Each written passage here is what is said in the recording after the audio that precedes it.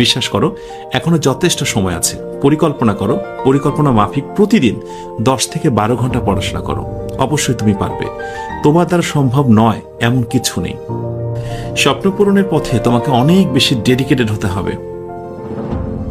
তুমি যদি মনে করো তুমি তোমার স্বপ্নকে খুব ইজিলি ছুঁয়ে দিতে পারবে, এটি কোনোভাবেই সম্ভব নয়।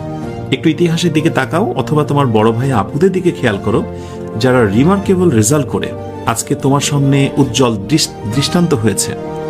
তারা কতটা পরিশ্রমী ছিল। চোখের ঘুমকে হারাম করে দাও। আমি জানি তোমরা এখানে অনেকে এমন আছো যারা প্রতিদিন ভাবো, আজ না কাল থেকে নব উদ্যমে শুরু করব। ও পারলে আমি কেন পারবো না, আমি দেখিয়ে দিয়ে ছাড়বো। এই তো দুপুর গড়িয়ে বিকেল, এবং বিকেলের পর সন্ধ্যা হলেই মনটা ভেঙে যায়। আবার মনে হয় আজকে না কাল থেকে শুরু করব। এভাবে আর কতদিন? একটু সচেতন হও, কারণ সামনের দিনগুলো আরো অনেক কঠিন। এইচএসসি আলিম কোনোভাবে পাশ